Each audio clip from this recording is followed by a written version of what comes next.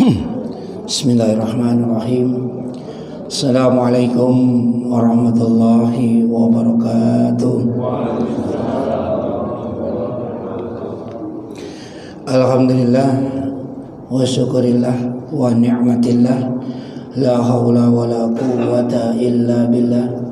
Asyhadu an la ilaha illallah wa asyhadu anna Muhammadan abduhu wa rasuluh. Rabbi sholli sadri wa yassir li amri wa hlul 'uqdatam min lisani yafqahu qawli, amma ba'd. Hadirin jamaah subuh Baitul Hikmah yang dirahmati Allah Subhanahu wa taala, wabil khusus yang kita hormati Ketua DKM sekaligus Ketua Pimpinan Cabang Muhammadiyah Bapak Haji Suhada Caniago dan seluruh jajarannya serta jamaah sekalian. Pertama dan utama, marilah senantiasa kita panjatkan puji syukur kehadirat Allah Subhanahu wa taala, karena pada hari ini kita tetap melaksanakan kajian per 2 pekan di masjid yang kita cintai ini.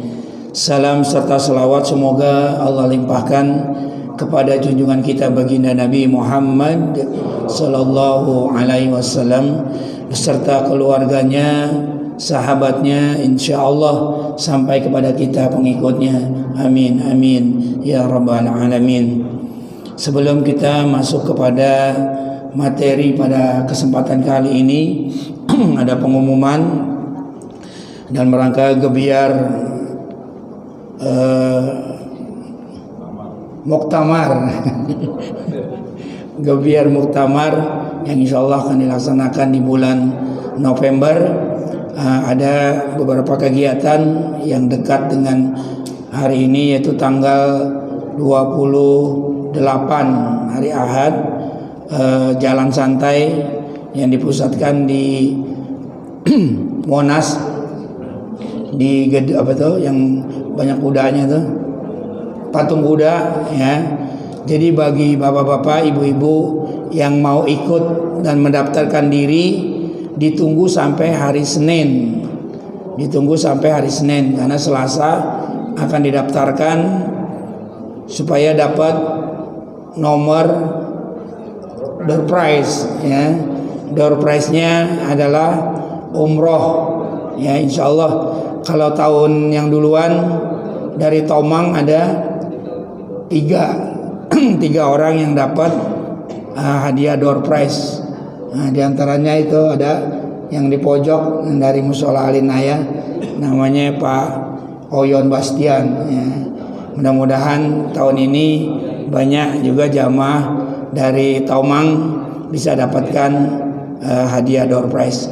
Untuk pendaftarannya silakan hubungi Bu Haji Ani, jadi koordinator Tomang Bu Haji Ani ya. Nanti Bu Haji Ani lapor ke Pak Ketua, Pak Suhada. Nah, dan Selasa didaftarkan supaya dapat nomor undiannya. Itu mungkin nanti tanggal 23 Oktober ya, kita juga akan mengadakan jalan santai yang dipusatkan di sini di Tomang ya. Start dan finishnya dari perguruan Muhammadiyah cabang Tomang. Yang belum mendaftarkan silakan daftar ke bagiannya masing-masing ya, di ranting Tomang, ranting Mutadin, dan cabang Muhammadiyah. Demikian mungkin pengumuman selingan iklan pada kesempatan kali ini. Hari ini kita akan bicara masalah sibghatullah. Apa itu sibghatullah? Allah berfirman dalam surat Al-Baqarah ayat 138, sibghatullah wa man ahsanu minallahi sibghatan wa nahnu lahu abidun. Sibghah Allah ya. Siapa yang lebih baik sibghahnya daripada Allah, dan kepadanya kami menyembah. Dalam tafsir Al-Azhar. Di sana diterangkan masalah sibghah. Apa itu sibghah? Sibghah itu adalah celupan warna pada seluruh jagat alam raya ini yang dapat dilihat dengan mata.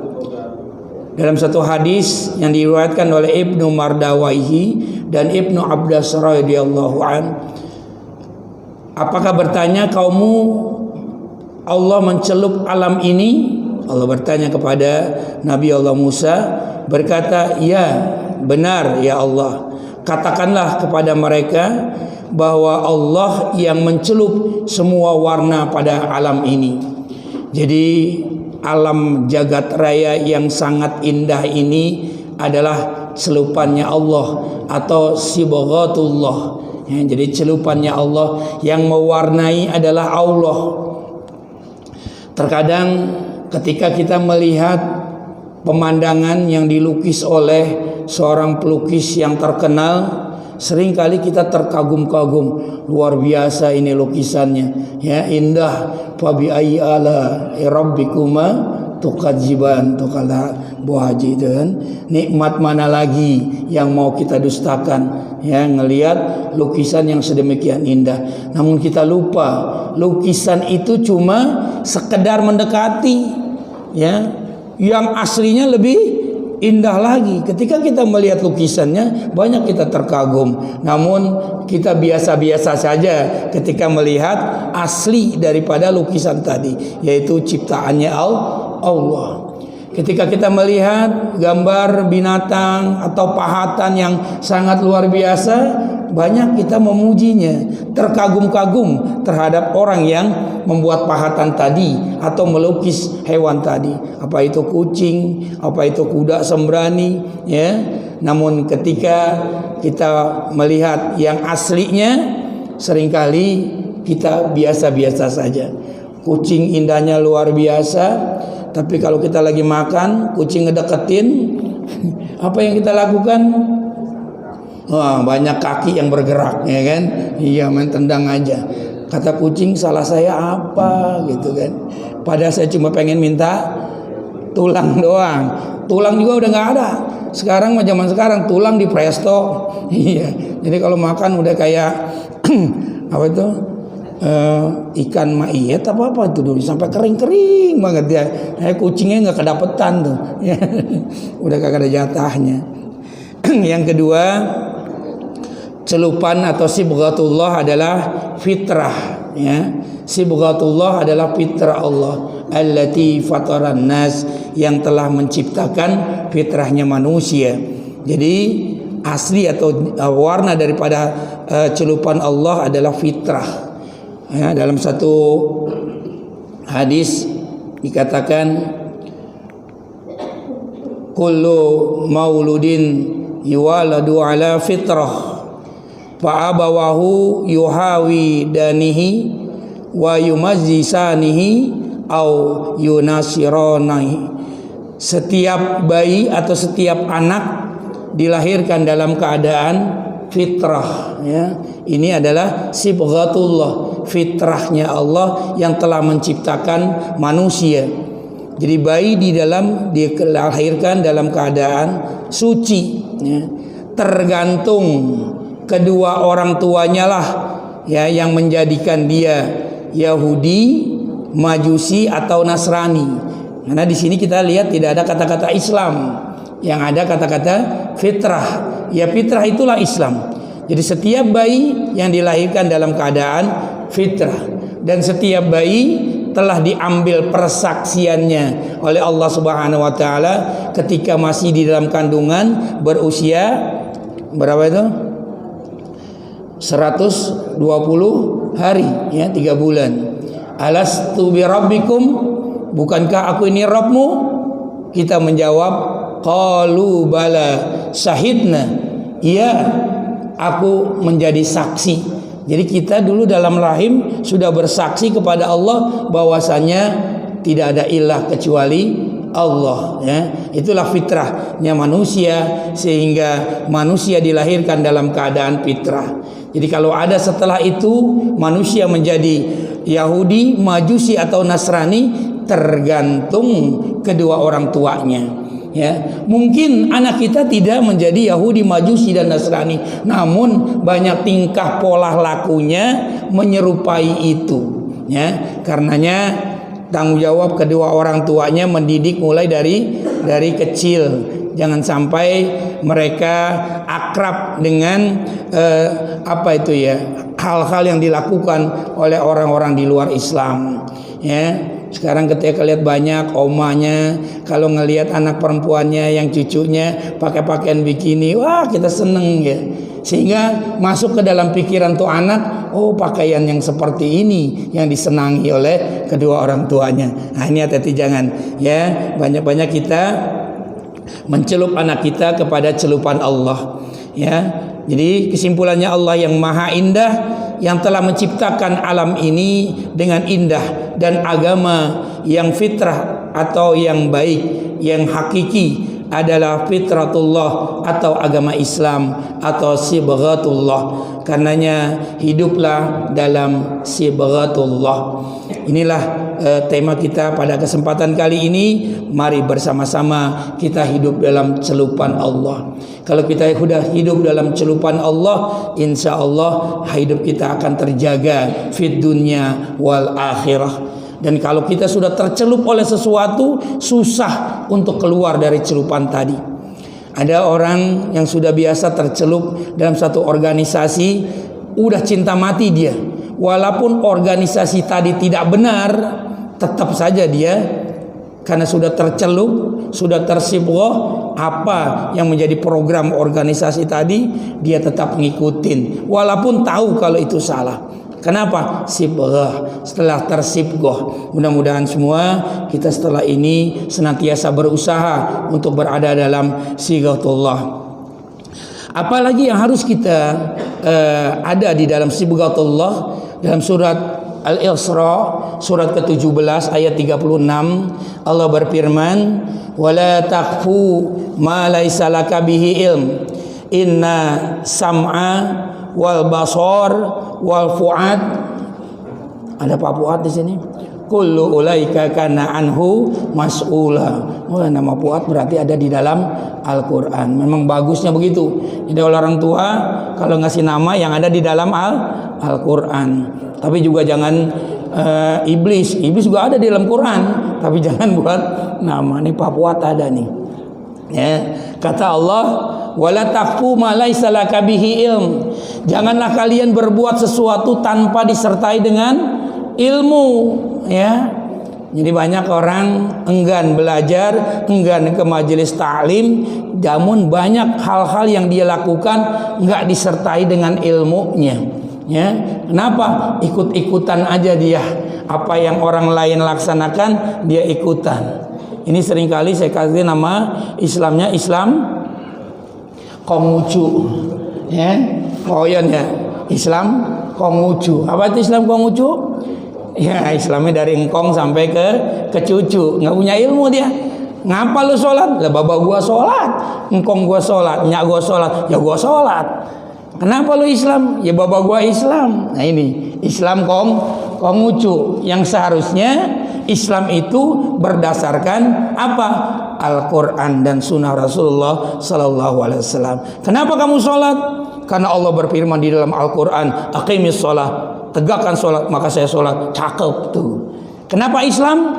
Inna dina indallahil Islam. Sesungguhnya agama yang diridhoi, diakui oleh Allah adalah Islam. Makanya saya Islam. Cakep tuh. Sehingga apa? Nggak akan tergoda akidahnya oleh hal-hal yang tidak diinginkan. Karena banyak orang hari ini yang ingin bercoba untuk mengeluarkan akidah kita dari akidah Islam kepada akidah yang di luar Islam.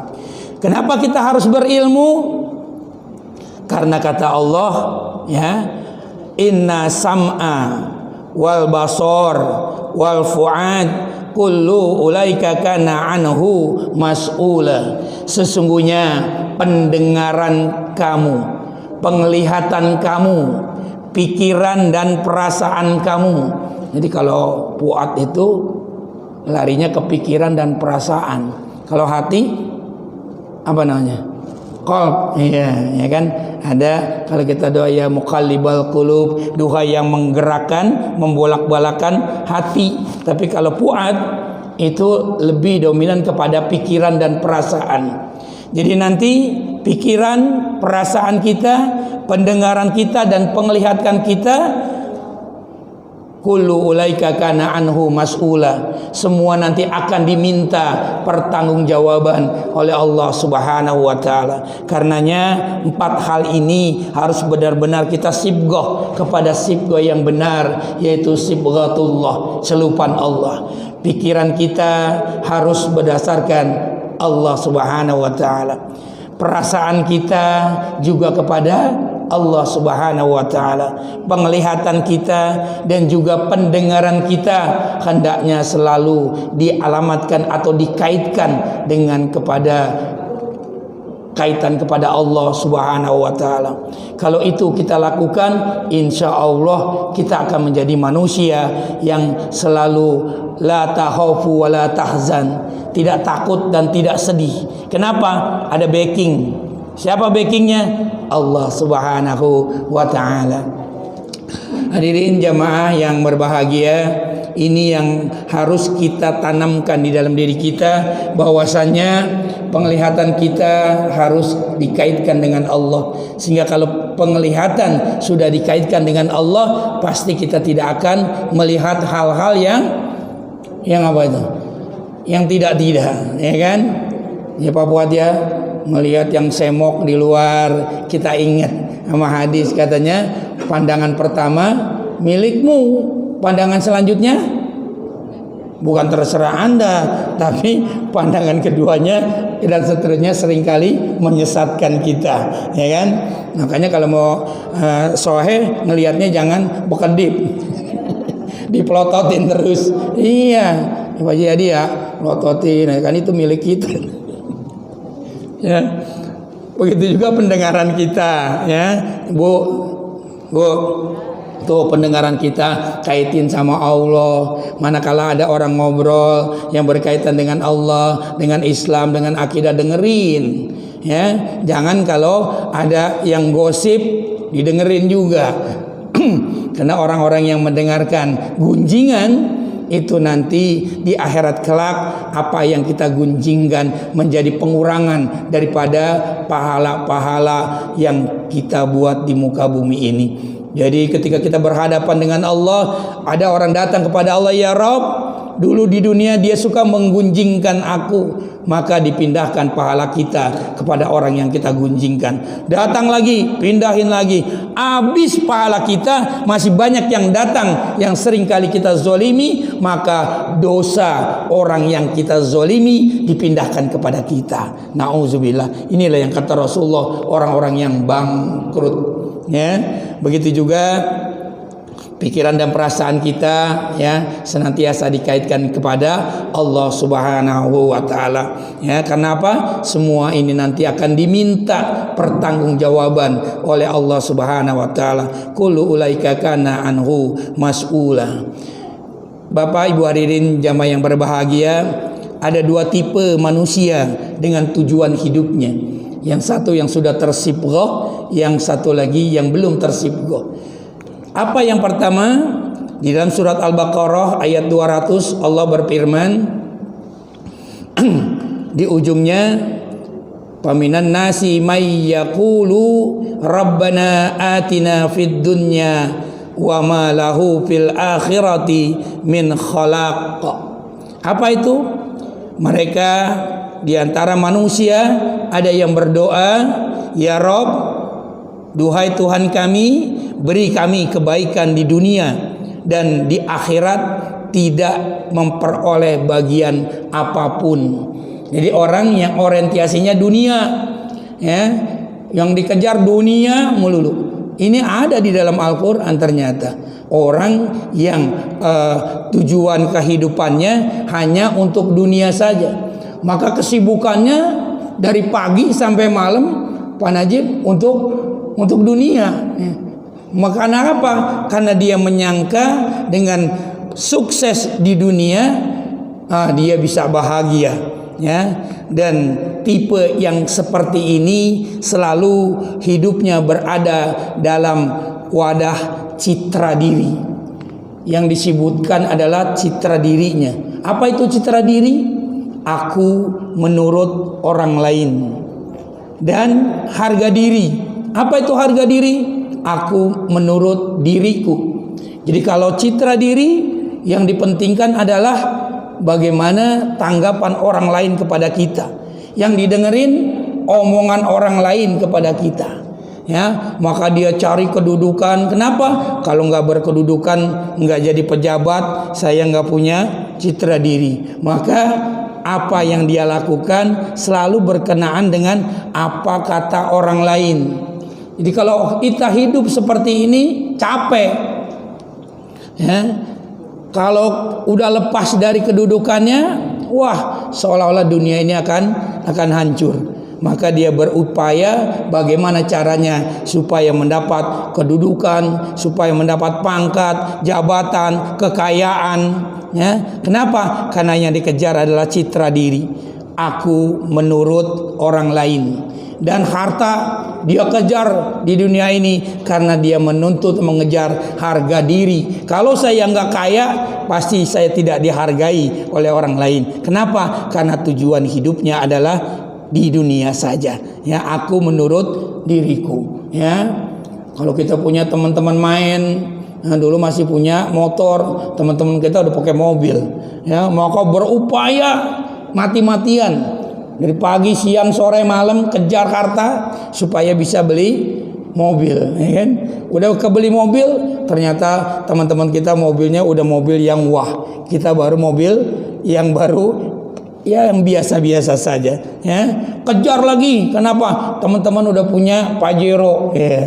Kemarin ngerasain tuh, ya. Wah, kejar dunia supaya punya Pajero. Begitu kita punya Pajero, teman-teman udah apa? Mobilnya udah gedean lagi, ya. Ngejar lagi, capek. Sampai kapanpun capek. Kenapa? Karena yang dikejar adalah aku menurut diriku. Saya harus sukses, harus kaya, ya. Maka itu yang dikejar, capek dia. Lupa dia beribadah kepada Allah Subhanahu wa taala, ya. Sebagaimana yang telah Allah contohkan kepada orang-orang terdahulu sebelum kita. Siapa itu? Qarun, ya. Ketika sesungguhnya aku diberi harta, kata Qarun, semata-mata karena ilmu yang ada padaku.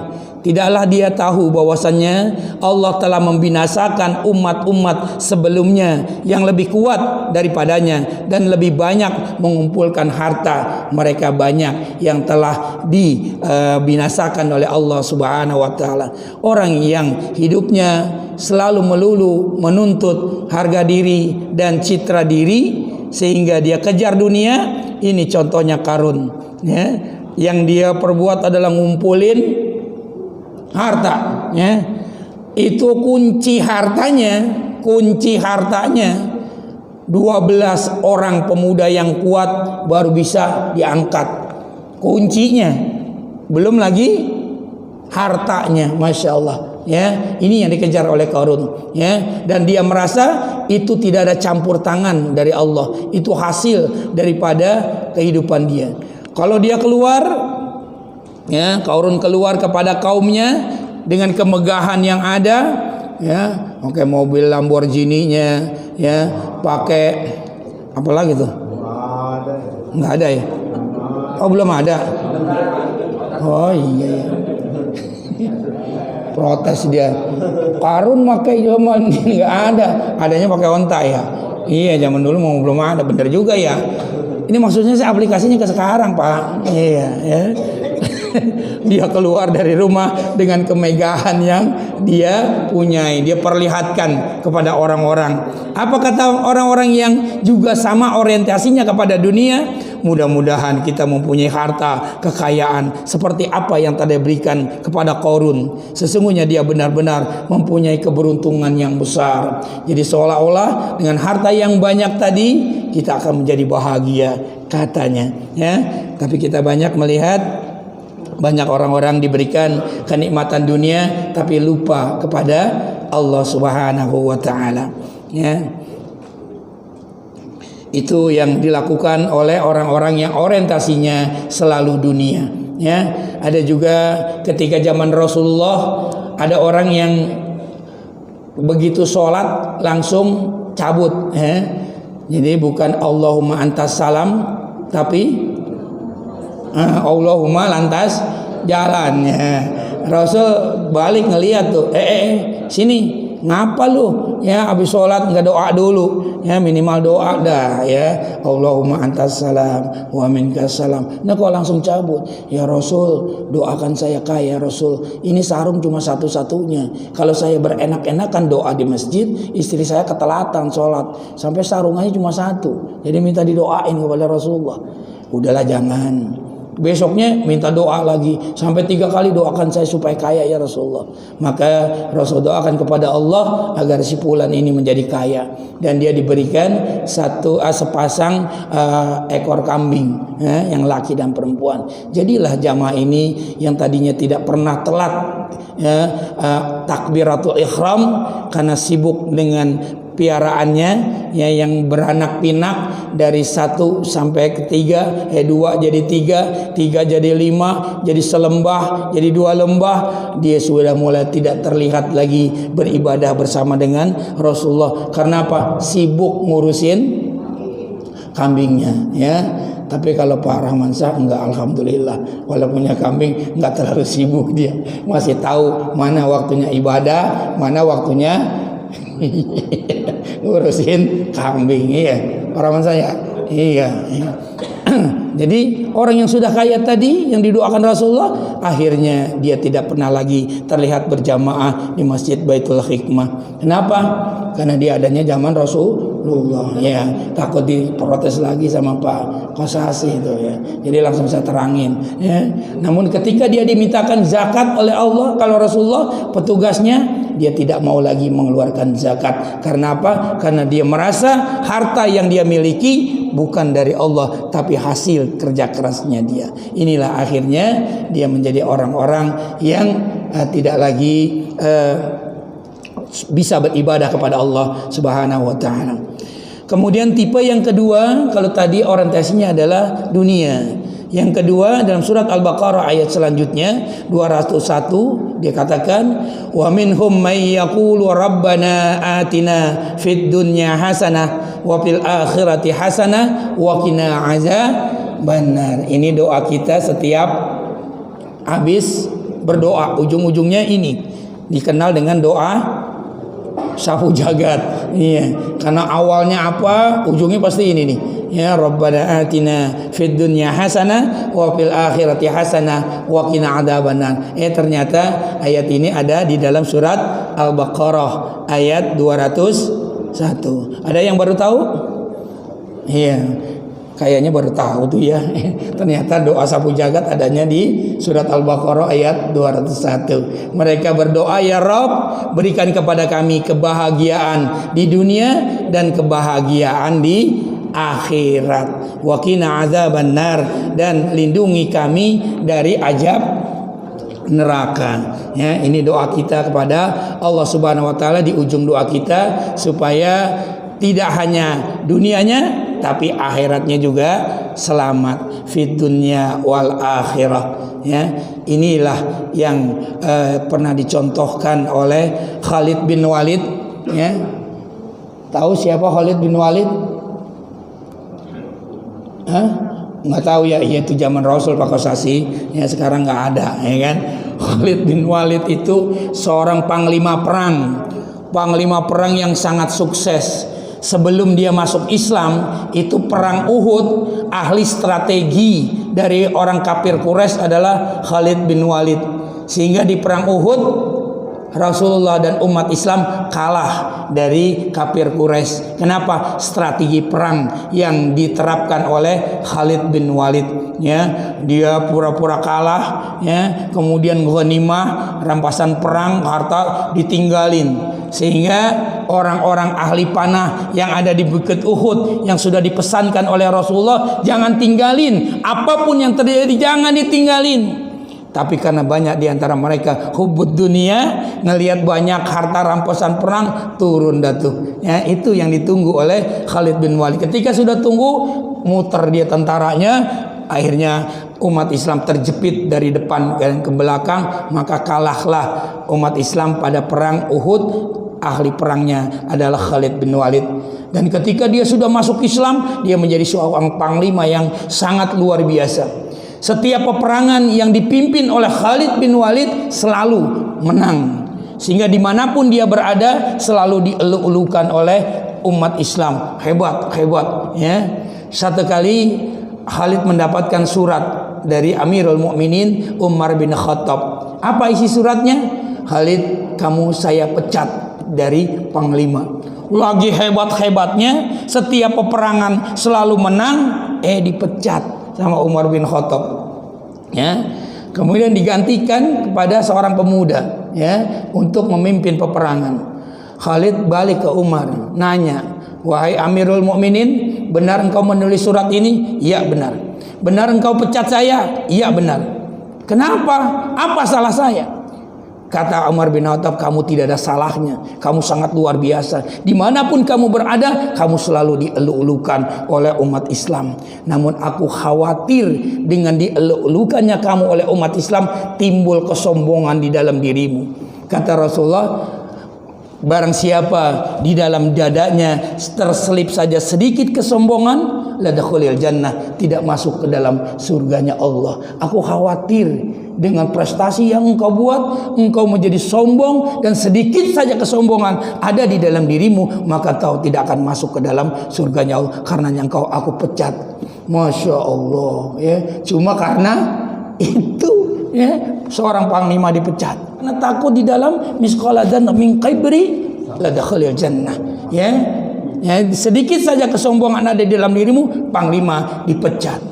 Dia peluk Umar bin Khattab, ya Amirul Mukminin, bukan hanya engkau seorang pimpinan, tapi engkau orang sahabat yang sangat luar biasa. Aku bangga punya sahabat seperti engkau. Kau perhatikan aku sampai itu. Makanya dia rela, dia ikhlas dipecat dari kedudukannya sebagai panglima, dan dia kembali ke medan perang bukan sebagai panglima, tapi sebagai prajurit biasa. Para prajurit yang lain mengatakan, wahai Khalid, bukankah engkau sudah dipecat jadi panglima? Kenapa kau masih mau berperang di bawah pimpinan yang muda? Apa kata Khalid?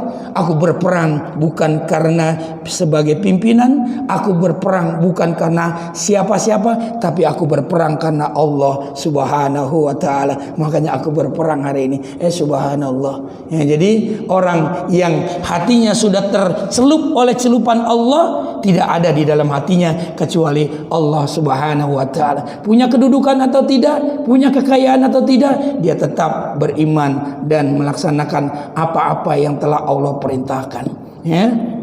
Jadi jangan sampai ada di beberapa masjid, ya, Allah berfirman dalam surat At-Tahrim ayat 6 yang dikatakan, wahai orang-orang yang beriman, pelihara dirimu dan keluargamu dari api neraka yang bahan bakarnya adalah manusia dan batu.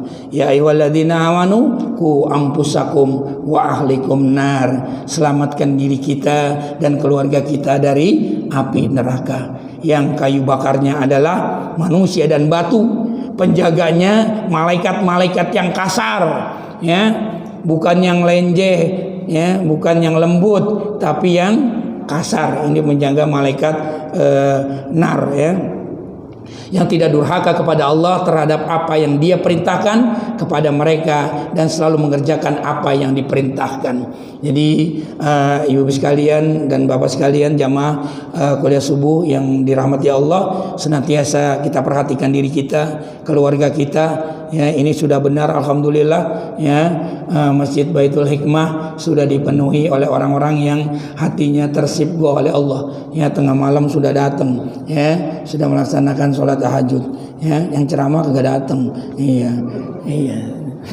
Bukan karena ngomong doang, karena memang di rumah lagi persiapin matanya, ya, supaya jangan sampai ketiduran juga saya nih. Ceramah ketiduran, mengantukkan, ya, Pak Haryadi, ya, karena kecapean, ya kan, iya.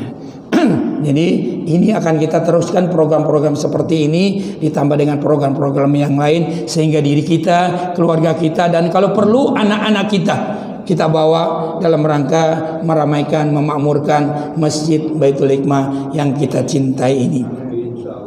Hadirin jamaah yang berbahagia, inilah yang disebut jati diri. Kalau tadi kita sibuk dengan citra diri dan harga diri, orang yang tersibuk oleh Allah adalah orang yang hidup dalam jati diri. Apa itu jati diri? Dia selalu berpedoman bagaimana aku menurut Allah. Jadi bukan karena siapa-siapa, bukan karena apa-apa, tapi aku menurut Allah. Bagaimana yang Allah inginkan kepada kita, luruskan niat kita. Allah berfirman dalam surat Al-An'am, "Qul inna salati wa nusuki wa mahyaya wa mamati lillahi rabbil alamin." Niat yang harus ada pada diri kita yaitu sesungguhnya salatku, ibadahku, hidupku dan matiku hanya untuk Allah, Tuhan seluruh alam. Jadi saya sholat bukan karena siapa-siapa, bukan karena ada mertua, bukan karena ada orang tua, bukan ada calon, ya kan? Nah, kita tetap melaksanakan ibadah kepada Allah karena apa yang saya lakukan adalah lillahi rabbil alamin, ya. Kemudian amal atau aplikasi amal kita sebagaimana Allah tuangkan dalam surat Al-Baqarah ayat 207, wa minan nasi may yasri nafsahu ibtigha'a mardatillah, ya, wallahu raufun bil ibad. Jadi apa yang kita lakukan, amal kita semuanya dalam rangka mencari ridho dari Allah Subhanahu wa taala. Ya, ada salah seorang sahabat Rasulullah ketika datang panggilan untuk hijrah, dia orang paling kaya, banyak kekayaannya di Mekah. Ketika diperintahkan hijrah ke Madinah, dia tinggalkan hartanya. Dia jago perang. Ketika di tengah jalan dia dijegat oleh pasukan kafir Quraisy, ya saya lupa namanya, ya. Kemudian dia disuruh balik lagi, ya, atau tidak boleh meneruskan hijrahnya. Apa kata dia? Hai orang kafir, kalian tahu aku jago memainkan pedang. Kalau pedang sudah aku angkat dari sarungku, pasti ada di antara kalian yang mati. Bukan satu, bukan dua, mungkin sebahagian daripada kalian akan mati di tanganku. Sekarang di Mekah itu banyak harta kekayaanku. Kalau kalian mau, ambil harta kekayaanku dan biarkan aku untuk melaksanakan hijrah yang diperintahkan oleh Rasulullah. Orang kafir yang orientasinya adalah dunia, kalau gua berantem pasti ada yang mati. Kalau teman gue yang mati, kalau gue yang mati, akhirnya yang tadi mengepung si pemuda Islam tadi, dia memilih untuk kembali ke Mekah. Dia ambilnya harta pemuda tadi dan dia biarkan untuk pergi dia ke melaksanakan hijrah ke Madinah. Inilah asbamu dujul daripada surat Al-Baqarah ayat 207. Wa minan nasi may yasri ibtigha nafsahu ibtigha mardatillah. Dan dari ada sebahagian manusia, ya, dia mengorbankan dirinya untuk mencari keridoan dari Allah Subhanahu wa taala. Jadi aplikasi atau amal kita hendaklah selalu dalam rangka mencari mardatillah. Ada jam berapa tuh? Oh belum, masih 4 menit lagi, ya. Dan senantiasa kita berpedoman kepada Al-Quran dan Sunnah Rasulullah Sallallahu Alaihi Wasallam. Rasulullah mengatakan, taraktu fikum amroini lan tadilu ma tamassakutum bihima kitabullah wa sunnatur rasul. Aku tinggalkan bagimu 2 perkara, jikalau kamu berpegang teguh kepada keduanya, maka kamu tidak akan tersesat selamanya, yaitu kitabullah Al-Quran dan sunnah Rasulullah Sallallahu Alaihi Wasallam. Jadikanlah Al-Quran dan sunnah menjadi apa itu bahasanya Pak Kosasi, way of life. Yoilah, nemu di mana tuh, ya, menjadi pedoman hidup, ya, menjadi falsafah hidup kita yang kita ikuti. Dan Al-Quran dan Sunnah bisa kita ikuti menjadi pedoman hidup kalau kita ngerti, kalau kita paham, ya. Karenanya ayo coba belajar Quran, pahami makna dan isinya, dan alhamdulillah Baitul Hikmah juga sudah menyediakan sarana untuk itu dengan asatis-asatis yang disediakan oleh Majelis Tabligh, ya. Di antaranya itu yang di pojok, yang jenggotnya luar biasa, ya, Pak Ustadz Abdullah. Ya. Saya belum ada jenggotnya nih, ya. Baru ada sedikit kerok. Kenapa? Karena jarang-jarang kayak Segi Scooby-Doo kalau panjang. Makanya nggak ada jenggotnya. Kalau enak ya begitu mah saya piara. Jadi kita paham akan Al-Quran, ya. Dulu ada almarhum, dia bos saya, dia ngomong sama saya, Mi, kalau di musola dia jamaah saya, tapi kalau di kerjaan saya karyawannya, Mi gitu. Makanya mami aja, nggak pernah ustadz manggilnya. Kalau ngaji lo pinter dah, ya kan? Kalau baca Quran lo jago dah. Tapi satu kekurangannya apa? Aplikasi Al-Quran, pemahaman Al-Quran dan realisasinya. Maksudnya apa, bos? Banyak umat Islam tahu kalau Allah akan balas sodakoh 2 kali lipat, 10 kali lipat, bahkan sampai 700 kali lipat. Tapi karena banyak umat Islam gak ngerti, ya, sehingga ragu apa yang telah Allah janjikan. Jadi banyak yang orang pelit, suruh sodakoh pelit, ya kan? Padahal Allah kasih balasannya, ya, termasuk lu. Nah, gitu tuh. Dulu, ya kan? Ya, termasuk lu tuh, ya. Jadi coba ayo ringankan hati kita dengan sodakoh. Allah akan kasih kekayaan. Tuh di dalam surat Al-Quran, surat sekian, ayat sekian, dia belum bisa baca Quran, belum. Nah, mualaf dia. Ya, Cina masuk Islam belum bisa baca Quran. Kemarin terakhir meninggal juga baru lulus Iqra, ya kan? Belum bisa. Tapi dia terjemah Quran sudah berulang-ulang. Setiap tahajud yang dibaca terjemahnya doang. Kenapa? Bacaan Qurannya dia kagak ngerti, tapi dia tahu Allah berfirman tuh artinya begini tuh dalam surat ini ayat sekian, ya, sehingga dia mantep. Wah, ini janji Allah bener deh. Maka luar biasa. Dia pertama sodako dia bilang cuma 1.000 udah enteng naik 5.000, enteng udah naik 10.000. Sekarang sodakonya tiap bulan alhamdulillah bisa 10 jutaan.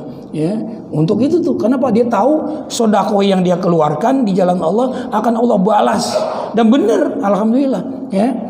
Kekayaannya enggak kurang-kurang, nambah lagi, paliasdat. Kenapa? Dia yakin kepada Al-Quran sebagai pedomannya.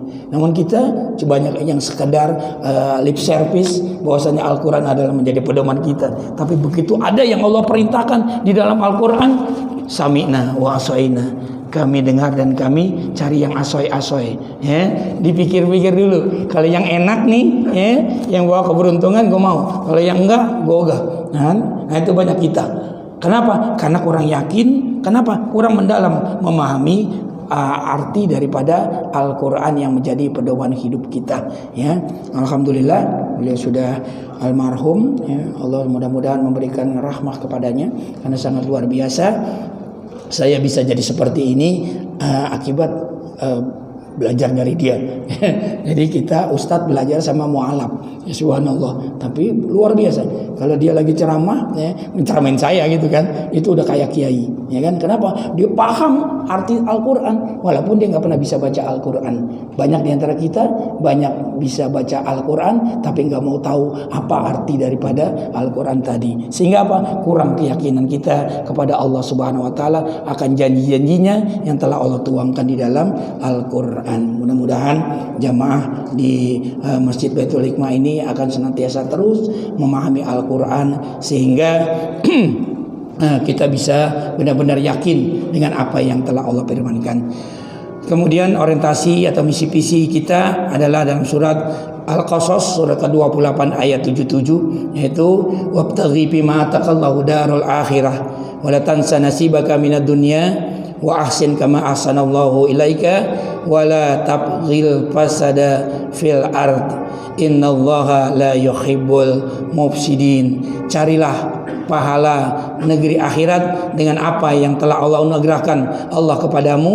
Janganlah kamu lupakan bahagianmu di dunia dan berbuatlah kebaikan kepada orang lain sebagaimana Allah telah berbuat baik kepadamu, dan janganlah kamu berbuat kerusakan di muka bumi. Sungguh Allah tidak menyukai orang yang berbuat kerusakan. Jadi misi dan visi kita adalah akhirat, Ya, kalau akhirat misi kita, insya Allah dunia akan ke bawah.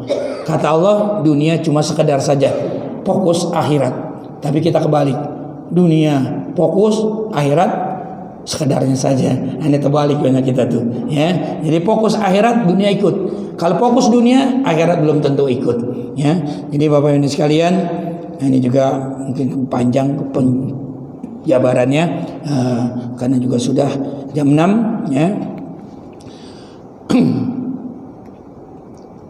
Jadi marilah sama-sama kita senantiasa hidup dalam sibatullah atau celupan Allah atau dalam agama Allah, dan jadilah orang-orang yang takwa kepada Allah Subhanahu wa taala.